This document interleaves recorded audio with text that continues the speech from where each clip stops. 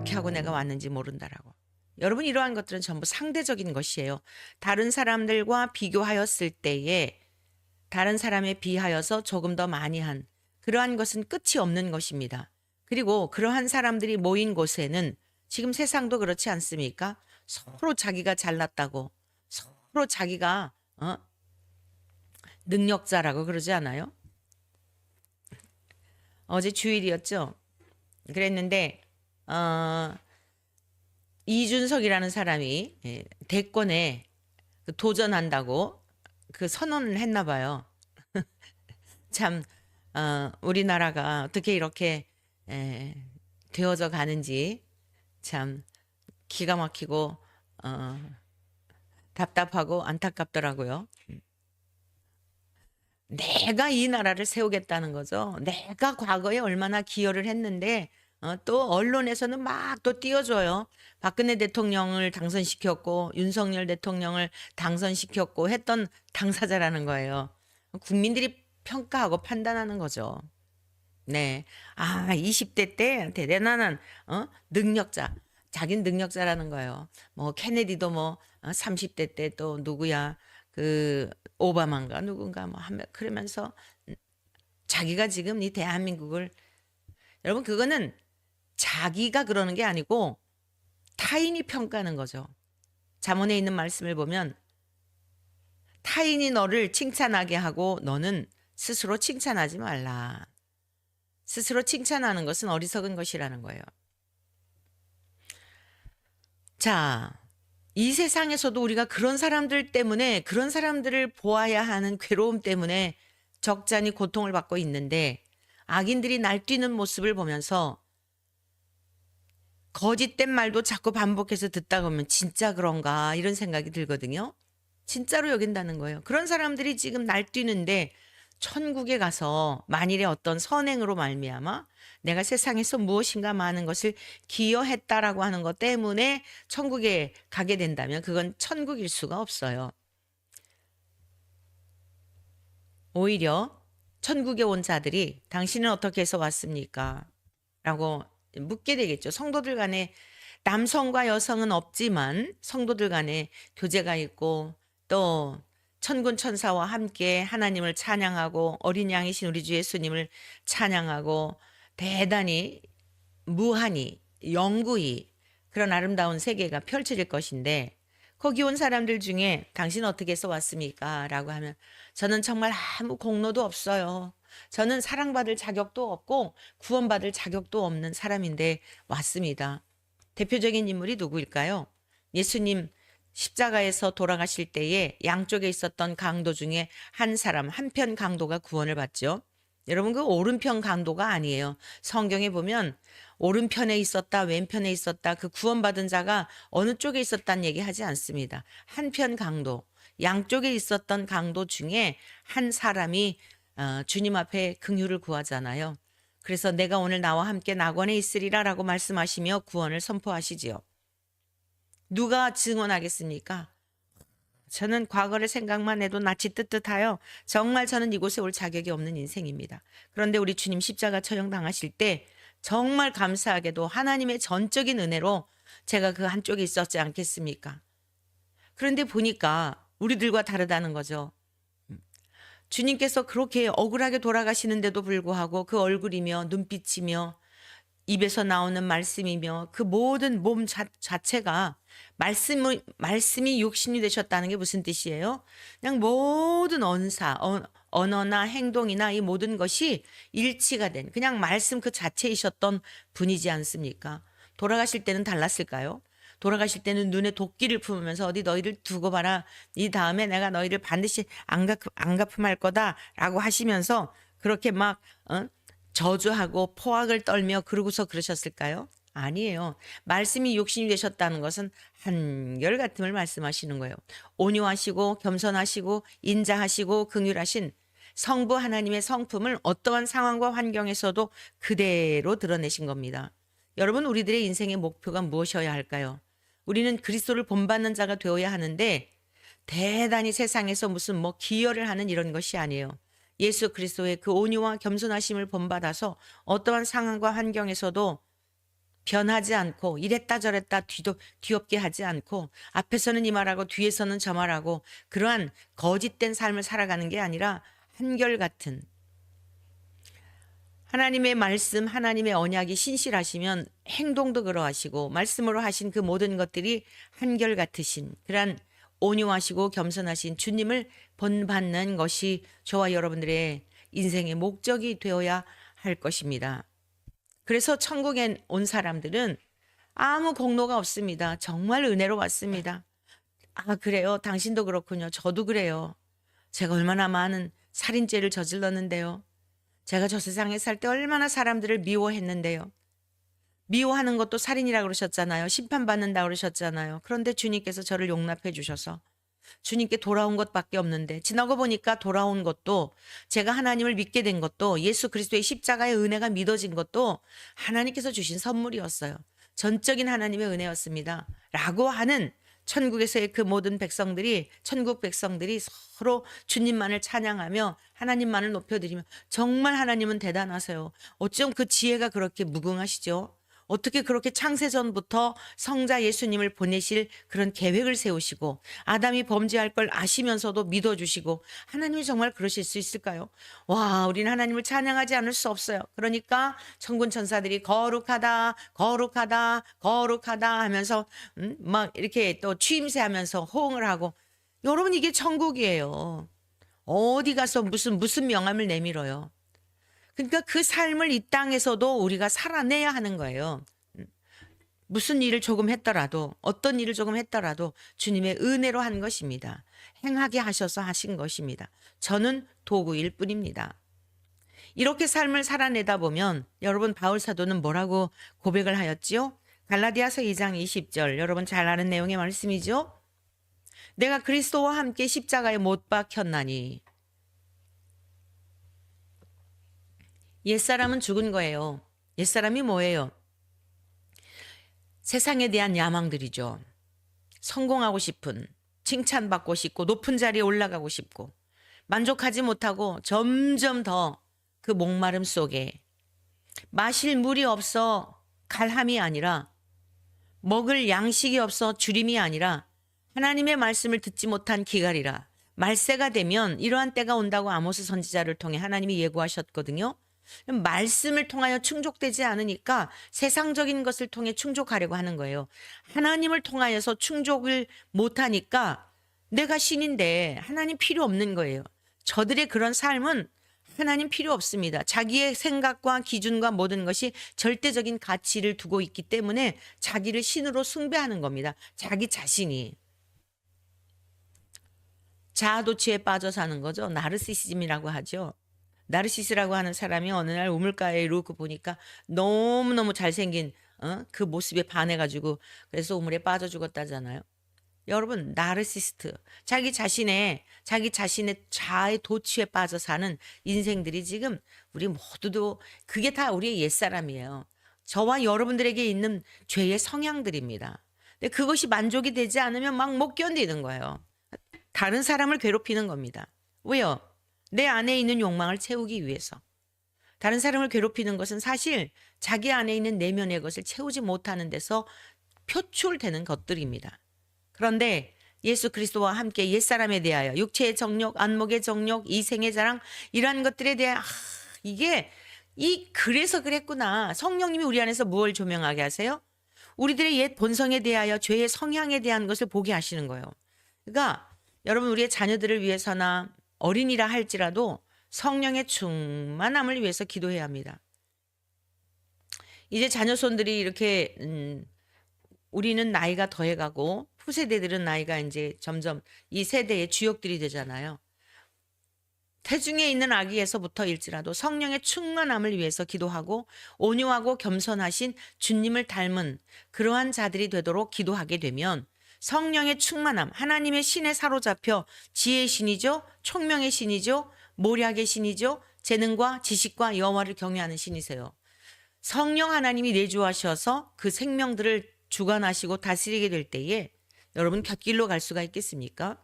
그래서 우리들의 기도가 우리 자신을 위해서도 1차적으로 성령의 충만함을 위해서 기도해야 할 것이고 또한 온유하고 겸손하신 주님을 닮도록. 자, 그러려면 우리 자신이 먼저 십자가와 함께 옛 생활에 대하여 옛 정욕에 대하여 못을 박아야 한다는 겁니다. 바울 사도가 뭐라고 고백을 해요? 내가 옛사람은 이전의 사람은 그리스도와 함께 십자가에 못 박혔기 때문에 그런즉 이제는 내가 사는 것이 아니요 내 육체의 정욕을 따라 사는 것이 아니요 오직 내 안에 그리스도께서 사시는 것이라. 진리의 성령님을 통하여 나의 옛사람은 죽었고 진리의 성령님이 나를 조명하여 주심으로 말미암아 그리스도를 닮아가도록 이끌어 가시는 거죠. 이제 내가 육체 가운데 사는 것은 육체를 입고 이 땅에 사는 것은 똑같이 육체를 입고 사는 것이지만 이전의 내와 어제의 나와 오늘 십자가에 못 박고 새로 거듭난 오늘의 내가 다르다는 겁니다. 육체 가운데 사는 이유가 있는데 나를 사랑하사 나를 위하여 자기 자신을 버리신 하나님의 아들을 믿는 믿음 안에서 사는 것이라. 사는 이유와 방향이 달라졌다는 거예요. 나 같은 인생을 위하여 십자가에 죽으시고 살아나신 우리 주님을 위해서 사는 것이 인생의 목적이 되고 먹든지 마시든지 무엇을 하든지 우리 주님이 이 땅에 오시어서 그렇게 하셨던 것처럼 성부 하나님 앞에 그러한 삶을 사셨던 것처럼 우리도 그러한 삶을 살아내도록 이끌어 가시는 것입니다. 이게 천상의 삶이에요. 그래서 감옥에 있어도 이미 감옥이 아닙니다. 왕 같은 삶을 감옥에서도 사는 겁니다. 세상의 권세자들을 두려워하지 않아요. 여러분 제일 왕이 뭐예요? 왕 위에 없잖아요. 왕 위에 아무것도 없는 거예요. 자기가 왕인 거예요. 최고의 자리에 있는 거예요. 그런데 우리는 왕 같은 제사장이요 그랬죠. 베드로 사도를 통해 증언하고 있어요. 감옥에 갇혀 있어도 세상의 군주, 세상의 왕 부럽지 않은 겁니다. 두렵지도 않은 겁니다. 하나님의 은혜로 구원을 받은 사람은 이렇게 어제나 오늘이나 동일하게 나를 구원하여 주신 그 은혜로 말미암아 살다가 주님의 나라에 갔을 때에도 그 영원토록 그 은혜를 찬양하며 감격하며 기뻐하며 이제는 시간과 물질과 공간이 다 정지된 영원한 세계에서의 삶을 살아내게 되는 것입니다. 자, 그런데 말이죠. 믿어지지 않는 사람들은 아무리 성경에 대하여 해박한 지식을 갖고 있다 할지라도 예수 그리스도를 모셔드리지 않고 즉 예수 그리스도와 함께 십자가에 못 박지 않고 옛 본성과 옛 죄에 대한 성향을 그대로 그걸 배울 필요가 없어요. 그냥 우리 안에 내재되어 있기 때문에.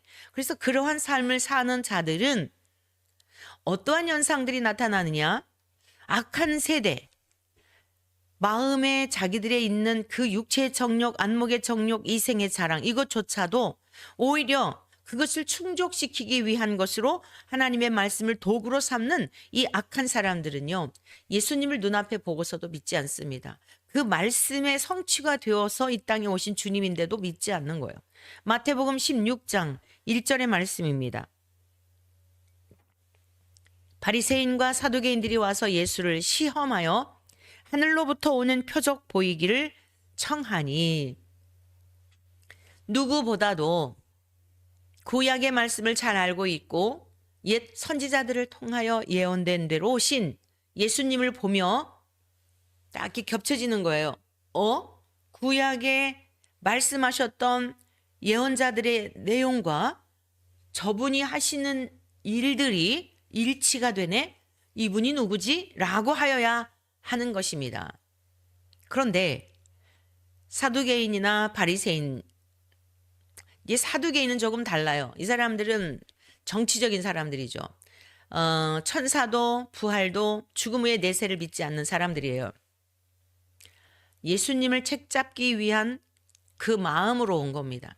혈안이 되어 있는 거예요. 안 믿기로 작정한 사람들은 예수님을 눈앞에 보면서도 믿을 수가 없어요. 예수님을 보여주신다고 예수님이 자신을 보이신다고 하여 믿는 것이 아닙니다. 그 강팍한 마음, 완고한 마음, 교만한 마음, 딱딱한 마음은 누구도 해결할 수가 없어요. 그건 자기 자신이 해결을 해야 돼요. 그 마음을 철저하게 하나님의 말씀의 방망이로 깨뜨려 부서뜨리는 이 시간을 통과하지 않으면 그 부드러운 마음을 가질 수가 없어요. 그 시골에서 농사 짓고 난 다음에 도리깨라고 있거든요. 시골에서 자라신 분은 이해가 빠르실 텐데 도리깨라고 기다란 장대 같은 거에다가 그 무엇으로 만들었는지 잘 모르겠네요. 그걸 이제 이렇게 해가지고 딱 이렇게 내려치면 깨라든가 뭐 들깨나 참깨나 그 안에 있는 알뱅이들이 이렇게 나오는 것들을 보게 되었는데, 여러분, 우리의 마음은요, 그 본래 딱딱해요. 누구나 할 것 없이 부드러운 마음 갖고 태어난 사람이 없어요. 그게 의인은 없나니 하나도 없다는 뜻이에요. 오직 예수님만 정말 옥토밭 그 자체이시죠. 읽어야 할 그것이 아니라 그냥 그 자체이세요. 겸손 자체이시고, 그래서 하나님 앞에 죽기까지 순종하셨죠. 근데 첫사람 아담은 불순종했단 말이에요. 그 불순종의 성향이 우리에게 다 들어와 있는 거예요. 마치 도리깨로 그 곡식들의 알갱이를 꺼내기 위하여서 내려치는 것처럼 내 말이 방망이 같지 아니하냐, 불 같지 아니하냐, 에레미야 선지자를 통해 하나님이 말씀하셨어요. 방망이와 같은 하나님의 말씀으로 깨트려져야 돼요. 깨트려지지 않으면 열매도 없고 결실도 없습니다. 신앙생활에 고통이 계속될 뿐이에요. 두 가지 마음으로. 빨리 포기하지 않으면 풍성한 은혜를 경험하는데 너무너무 시간만 지날 뿐 안타까운 그러한 종교인의 그 틀을 벗어나지 못하는 거죠. 오늘 이 바리새인이나 사두개인들이요, 예수님께 지금 표적을 보여달라는 거예요. 진짜 당신이 하늘로부터 왔습니까?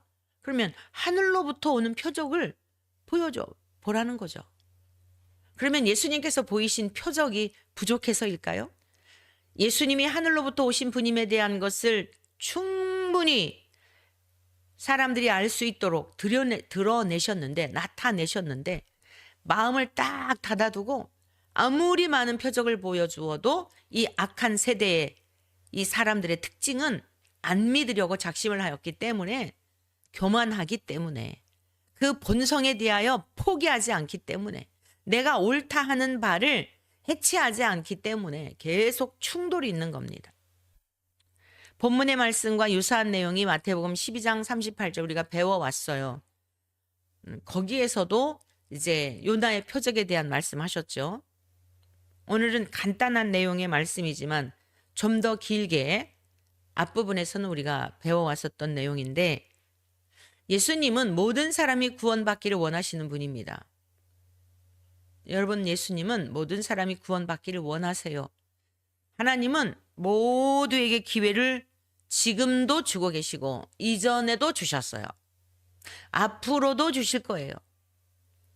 그러나 진리를 거부하는 자들에게는 구걸하지 않으셨어요. 말씀을 전하시고 알만한 그러한 표적들도 보여주시고 그러하였지만 구걸하신 분은 아니에요. 기회를 주셨으나 천국 값싼 종교 집단의 사람들이 들어가는 곳이 아닙니다. 마태복음 7장 6절 산상수훈의 말씀을 통하여서도 주님이 말씀하셨어요. 거룩한 것을 개에게 주지 말며 너희 진주를 돼지 앞에 던지지 말라.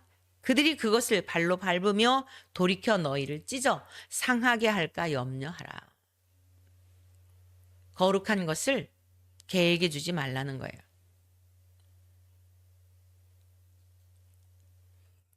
여러분, 정말 겸손한 사람과 교만한 사람의 특징이 뭘까요?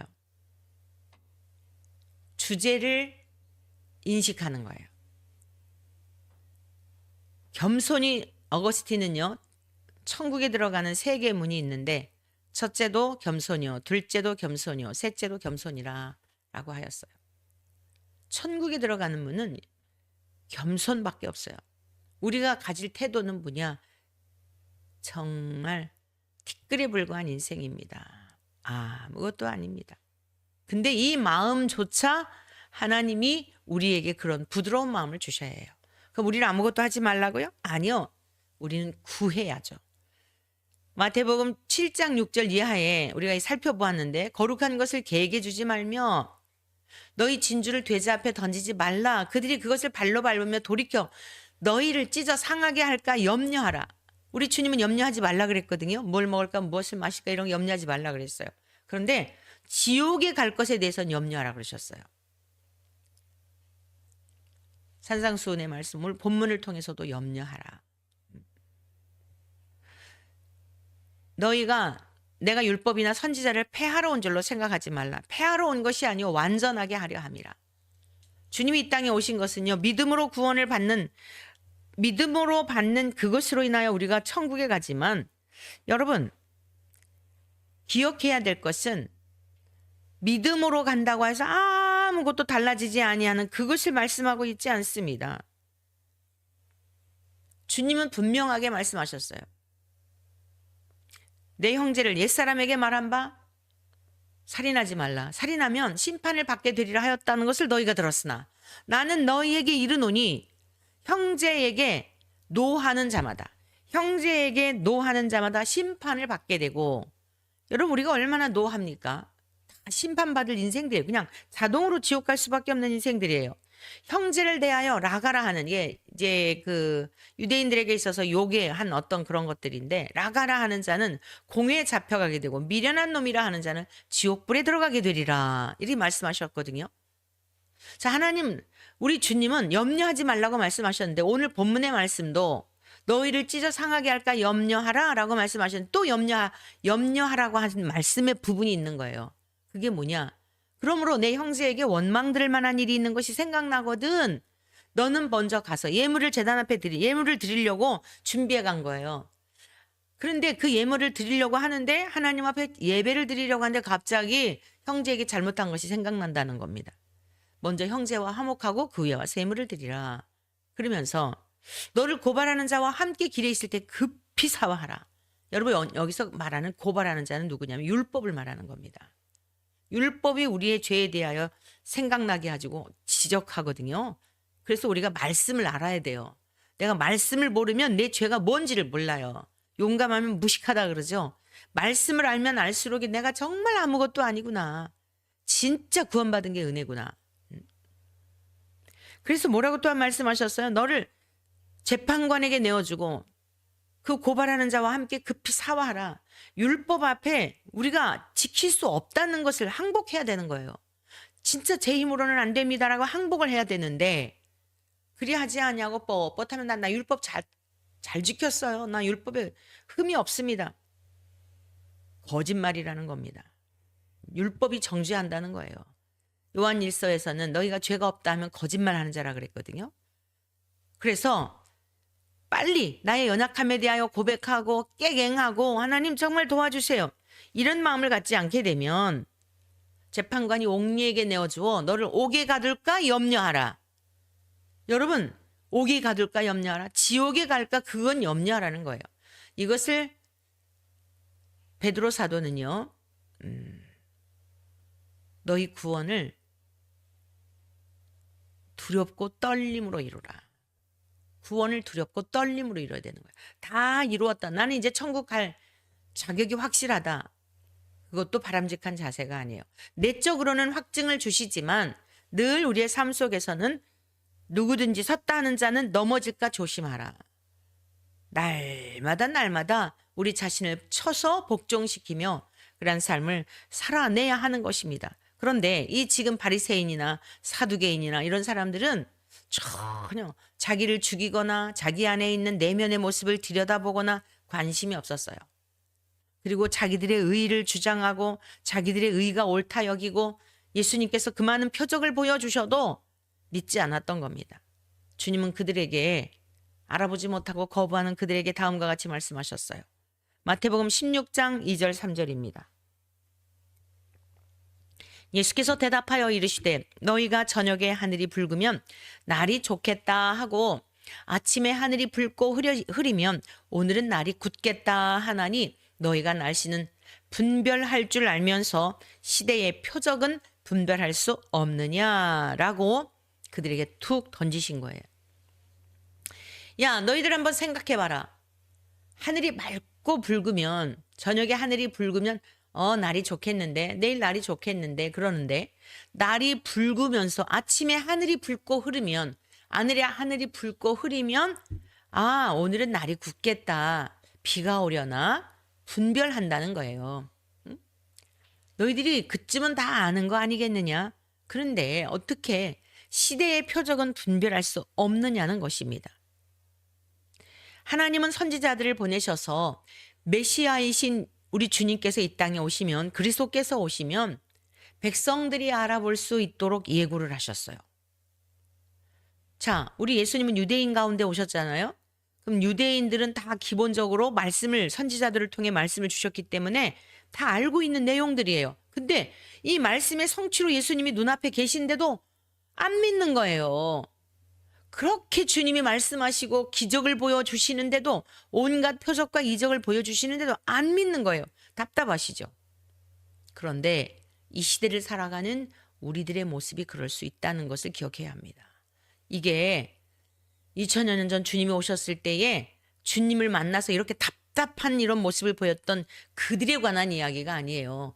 1차적으로 그들에 관한 이야기, 주님께서 그럼에도 불구하고 포기하지 않고 또 말씀을 전하시고 하셔서 오늘 우리들에게까지도 들려주시는 이 말씀은 오늘을 사는 우리들에게 하시는 말씀인 것을 기억해야 합니다. 그래야 나의 복음이 될 수 있어요. 그래야 나의 내면에 있는 것들이 해결이 되고 그 진리를 통하여 복음을 통한 풍성한 은혜를 누릴 수가 있는 것입니다. 자, 그러면 이렇게 예수님을 알아볼 수 있도록 옛 선지자들을 통해 예고하신 내용이 많은 부분들이 있는데요. 오늘은 표적에 관한 말씀이니까 이사야 35장 5절 8절까지의 말씀을 제가 읽어드리겠습니다. 그때에 맹인의 눈이 밝을 것이며 메시아이신 그리스도께서 오시게 되면 눈먼 자의 눈이 떠진다는 거예요. 못 듣는 사람의 귀가 열릴 것이며, 우리가 계속 배워왔죠? 말 못하고 듣지 못하게 하는 귀신을 주님께서 내어 쫓으셔서 치료해 주셨잖아요. 그런 표적들을 말하는 거예요. 그런데 그것만이 아니에요. 우리는 죄와 허물로 영이 죽어 있는 상태입니다. 영이 죽어 있기 때문에 영이신 하나님을 못 봐요. 이것을 영적 소경이라고 말하는 겁니다. 그래서 이사야 선지자를 통하여 책망하셨던 것 중에 눈이 있어도 보지 못하고 귀가 있어도 듣지 못하는 눈먼 소경이요 귀머거리 된 자들아 라고 외쳤던 거예요. 지금 마찬가지입니다. 이사야 선지자를 예언된 내용 그대로 주님이 오셔서 맹인의 눈을 뜨게 하시고, 듣지 못하는 자의 귀가 열려지고, 저는 자는 사슴같이 뛸 것이며 안진뱅이들이 일어나게 되고, 이런 놀라운 일들, 말 못하는 자의 혀가 풀려져서 하나님을 찬송하고 하나님을 높여드리는 이러한 일들이 일어날 것은 예고했잖아요. 예고하신 대로, 하나님이 예고하신 대로 성자 하나님을 통해 이 모든 일들을 행하신 거예요. 광야에서 물이 솟겠고 사막에서 시내가 흐를 것이며, 광야에서 물이 솟는다는 건 기적 중에 기적이죠. 왜 광야예요? 물이 없기 때문에 광야이고 사막인 겁니다. 그런데 그 사막에서 시내가 흐른다는 거예요. 전혀 소망이 없다고 생각했는데 광야에서 오아시스가 터져나는, 분천이 터져나는 겁니다. 생각만 해도 너무 신나지 않습니까? 우리 대한민국의 이 어지러운 상황 속에서 지난 토요일 날 그라운드시라고 하는 대표 김성원 집사님인가 아무튼 그 어느 교회의 청년부 간사라 그러더라고요. 명쾌한데요. 정말 가슴을 후벼 파는 그런 메시지를 전하더라고요. 여러분, 왜 이렇게 지금 젊은이들이 일어나고 전한길이라고 하는 일타 강사 1년에 연봉이 200억 정도였다 그래요. 세금을 25억, 1년에 25억 이렇게 세금을 내기도 하고. 왜 그렇게 자기의 직을 다 걸고 그러죠? 공산화가 되기 때문이에요. 공산화가 되기 때문에. 정말 아직도 답답한 게 뭐냐면 목회자들도 그러고 교인들, 정말 성도라고 한다면, 저는 진짜 예수 그리스도의 생명이 있다고 한다면 이 시대를 분별해야 해요. 시대. 여러분, 지금 이 시대가 보통 시대가 아닙니다. 특히 우리 대한민국은 이게 정치적인 게 아니라니까요. 자꾸만 정치적인 것으로 오해들을 하세요. 정치적인 게 아니라 공산화가 되느냐, 공산 국가가 되느냐. 지금 제가 글 쓴 거에 예행 연습이라고 그랬잖아요. 다수당이 뭐예요? 나중에는 이제 선거를 해도 의미가 없어요. 이 부정선거 근본에 잡지 못하면요, 앞으로 선거하잖아요. 이제 뭐 다 점령할 건데요. 지금 200석도 안 되는 그거 가지고서도 저렇게 폭거를 행하고 있는데 대통령이 결국에는 계엄을 선포할 수밖에 없는 지경까지 이르렀는데 법적으로 이제 모든 다수당을 다 장악하게 되면 다수당이 된 게 공산국가입니다. 다른 당이 없어요, 다. 불법으로, 편법으로, 부정한 방법으로 그것만 잡으면 이제 다 마음대로예요. 모든 대화의 내용도 검열을 하고 함부로 얘기를 못하고 이게 공산국가 아니겠어요? 그걸 알려야 되는 거 아니에요? 불났으면 불났습니다 하고 외치는 거 당연한 거 아닐까요? 그 소리를 듣기 싫어한다면 다 망하자는 거죠. 불이 났는데 불났습니다 라고 소리쳐야 되는데 그 소리를 하지 말라고 하는 것은 불에 타서 다 망해서 같이 죽든지 아니면 같이 불타고 나면 뭐가 남습니까? 아무것도 없어요. 요즘 교회들마다 굉장히 방황하는 교인들이 많이 있죠. 목사님들이 어떻게 이 시대를 보면서 오히려 성도들이 더 깨어나요. 성도들이. 어떻게 나라가 지금 공산국가가 되려고 하는데 이렇게 한마디도 하지 않는지 성도들이 그래서 방황을 하고요. 교회를 나오는 경우들도 많습니다. 또 뭐 어떤 경우에는 정치적인 발언을 한다. 정치적인 발언이 아니에요. 분명히 말씀드리지만 지금은 여러분들의 영혼 여러분들이 책임지셔야 돼요. 목회자는 가르쳐 드릴 뿐입니다. 여러분들이 어떠한 반응을 하시든지 여러분의 몫이에요. 에스겔 선지자를 통하여 하나님이 말씀하셨습니다. 전쟁이 났습니다. 파수꾼의 역할이 뭐냐? 잠을 자면 안 되죠.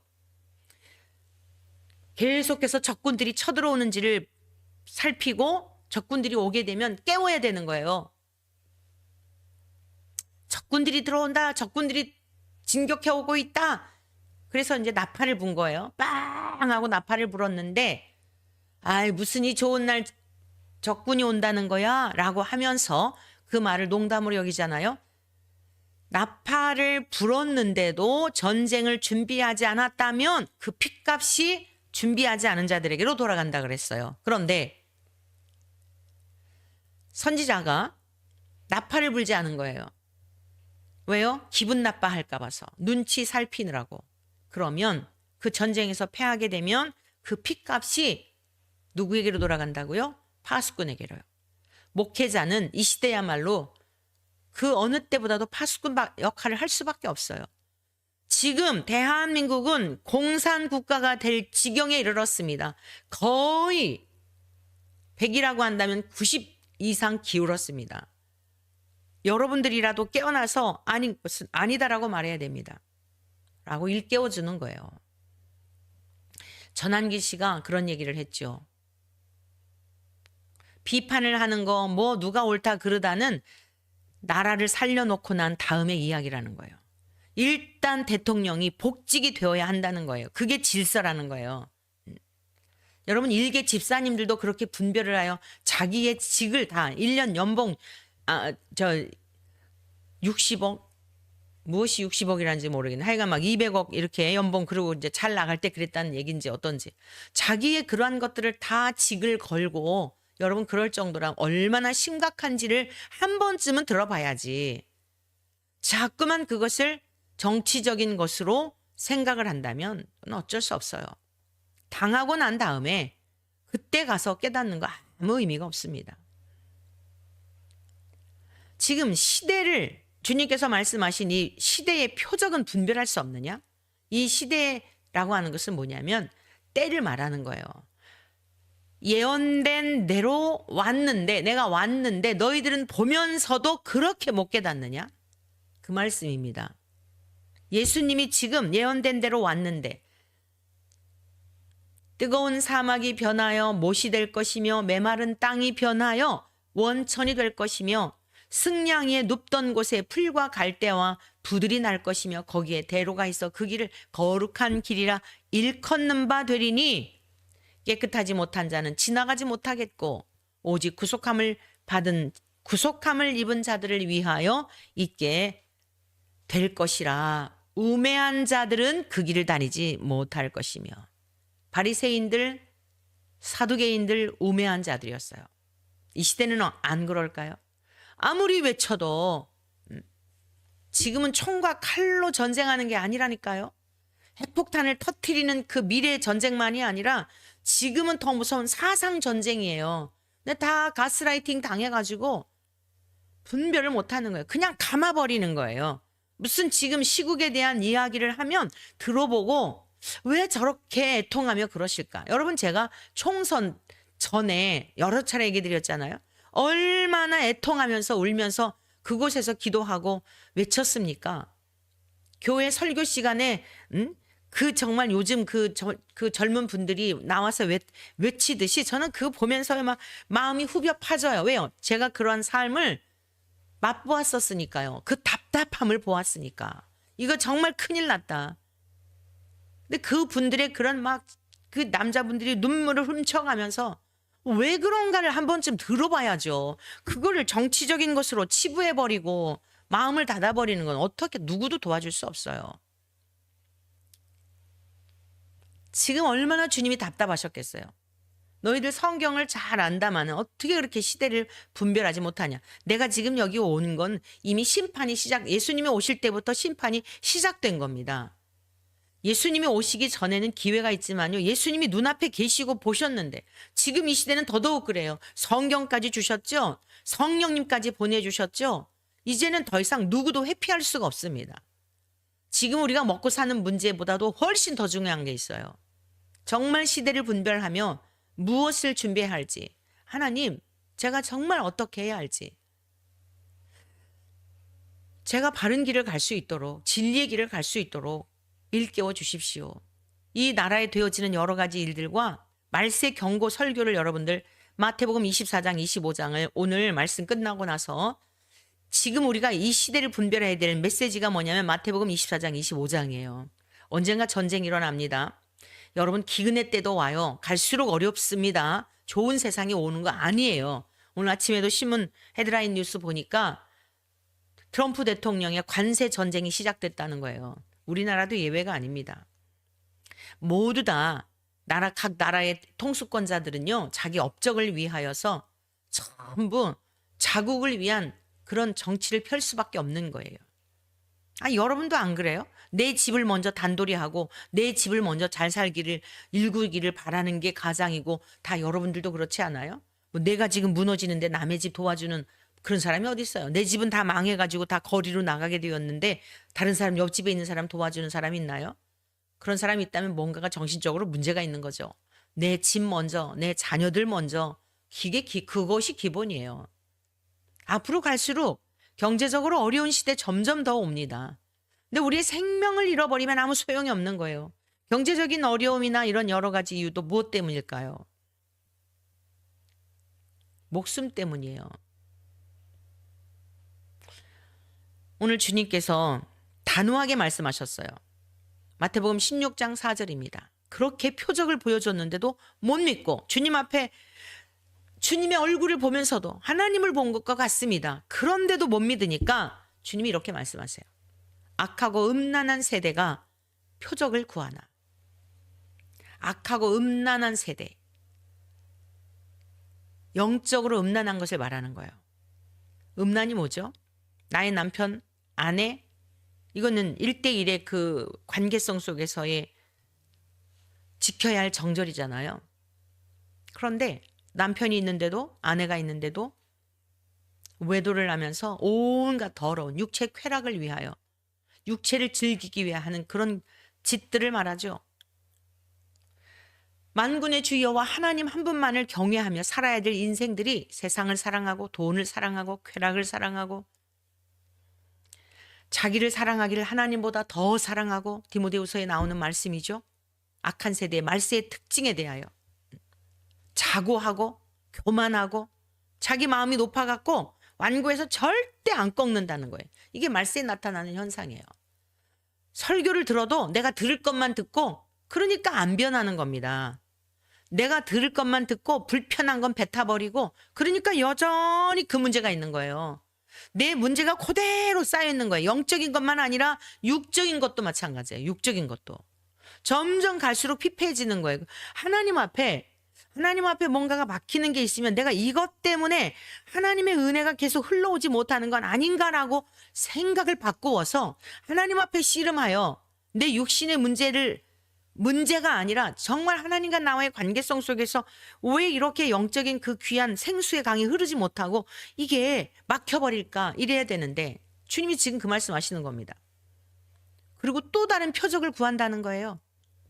이분이 누구이시길래 이런 표적을 행하셨을까? 이분이 누구이시길래 이렇게 얼마나 책망하십니까? 나중에 보면 화 있을진저 독사의 자식들아 얼마나 무서운지 몰라요. 그게 주님이셨어요. 뭐 어디 달래고 뭐 이런 게 어디 있습니까? 죽어가는데 지금 지옥불에 던져질 상황인데 회개치 않으면 너희들 염려하지 말라고 하셨던 주님이 너 지옥에 갈 것은 염려해라. 따놓은 당상이라고 착각하지 마라. 라고 하신 분이 주님이십니다. 그러면서 계속 표적을 구하는데 더 이상 보여줄 게 없다. 요나의 표적밖에는 보여줄 표적이 없다라고 단호하게 말씀하셨어요. 그리고 어땠어요? 그들을 떠나가셨어요. 너희들이 믿든지 안 믿든지 이제는 너희들의 몫이다. 요나의 표적이 뭐예요? 물고기 뱃속에 사흘 동안 있었지만 왜 사흘 동안 있었나요? 하나님의 말씀을 거부하고 니느웨 성에 가서 회개의 복음을 전하라고 그것이 하나님의 뜻이었는데 요나의 마음에 너무 싫었어요. 거기 가는 거. 이게 아주 왼수지간이에요. 과거의 조상적부터 그 아수르와의 관계성 속에서 당했던 여러 가지를 생각하니까 그 사람들이 회개하고 돌아오는 꼴 보는 거 너무너무 괴로운 거예요. 나중에 내가 저들이 회개하고 구원받는 꼴을 볼 수는 없겠다. 도망가잖아요. 도망가가지고 물고기 뱃속에 사흘 동안 캄캄한 속에 갇혀 있었죠. 근데 그것은 무엇을 예표하고 있어요? 요나는 도망가다가 물고기 뱃속에 들어갔지만 예수님은 자원하셔서 순종하셔서 죄 가운데 있는 우리들을 찾아오셔서 무덤 속에 사흘 동안 계시다가 실제 돌아가신 거예요. 죽은 척한 거 아닙니다. 육체를 입으셨기 때문에 진짜 돌아가신 거예요. 그리고 부활하실 것에 대한 그 말씀을 내포하고 있는, 함의하고 있는 내용의 말씀입니다. 기독교는 값싼 종교 아니에요. 여러분, 지금 이 시대는 더더욱 그렇습니다. 기독교는 사정해가지고 비유 맞추는 종교 아니에요. 얼마나 단호한 말씀입니까? 여러분 앞에서 주님이 말씀하셨다고 생각해 보세요. 주님 믿겠어요? 주님 따르겠어요? 자존심 상해서? 기분 나빠서? 이게 복음이에요. 그거 깨트리지 않으면 주님의 그 생수와 같이 앞에 이사야 35장에 나오는 말씀, 광야에서 물이 솟겠고 사막에 시내가 흐르며 주님은 우리에게 그 삶을 주시기를 원해요. 현재의 삶이 척박하고 현재의 삶이 기가 막힌데도 내면에서 흐르는 평안, 내적인 그 안정감, 이상하게 염려가 되지 않는, 그 미래에 대하여 염려가 되지 않는, 희한할 정도로 어떻게 내가 이렇게 이 상황에서 평안하지? 어떻게 이렇게 내가 이게 정상인가? 내가 나사가 빠졌나? 아니 이 상황에 어떻게 내가 이렇게 기쁠 수가 있지? 여러분 이게 복음의 능력이에요. 이게 하나님의 사람들이 살아가는 삶의 능력이고 원천이고 그 원천이 어디로부터요? 하나님 안에서 나오는 겁니다. 절대로 나의 어떤 것들이 깨트려지지 않으면 그 맛을 누릴 수가 없어요. 무엇인가 막혀 있다고 한다면 그 수로를 뚫어야 돼요. 하나님의 말씀이 부딪히는 그것을 뚫어야 되는 거예요. 그래야 하나님으로부터 여러분들이 온전한 복을, 하늘에 속한 신령한 복이 하나님과 나와의 관계 속에서 막혀졌던 그 수로가 뚫리게 될 때에 생수의 강이 흘러넘쳐서 여러분 안에 참된 만족과 기쁨과 하늘의 평강을 누리게 됩니다. 뿐만 아니라 여러분의 일상에서 막혔던 것도 생각지 않았던 하나님의 방법으로 반드시 하나님은요, 여러분이 걱정하지 않아도 되도록 지옥에 갈 것은 염려하라 그러셨는데 뭘 먹을까, 뭘 마실까, 뭘 입을까 걱정하지 말라 그러셨잖아요. 아버지께서 알아서 주신다고. 틀림없는 분입니다. 사랑하는 성도 여러분, 악한 세대의 특징에 대하여 배웠어요. 결론입니다. 강팍하고 딱딱하고 믿지 않기로 작정을 하여 주님이 직접 보이셔도 안 믿는 것이 악한 세대의 특징이에요. 성령의 권능으로 기록된 말씀을 증거해도 마음을 닫아두면 여전히 이 시대도 그렇습니다. 예수 그리스도의 생명과 상관없는 길을 갈 수밖에 없어요. 우리는 천국 갈 때까지 안심할 수 없습니다. 목회자나 누구도 예배가 없어요. 늘 두렵고 떨림으로 구원을 이루어야 합니다. 그리고 인내하는 자가 마지막 시대가 되면 불법이 성행함으로 사랑이 식어진다 그랬어요. 그런데 끝까지 인내하는 자가 너희의 인내로 너희의 영혼을 구원 얻으리라 라고 주님이 말씀하셨습니다. 귀한 말씀 잘 신비에 새기시고 듣고 또 들으셔서 여러분의 영혼의 양식을 삼아 악한 세대를 본받지 않고 백부장과 같이 수로보니게 여인과 같이 우리가 다 배워왔잖아요. 내가 이만한 믿음을 보지 못했다. 칭찬받는 하나님의 사람들이 되시기를 주의 이름으로 간절히 축복합니다.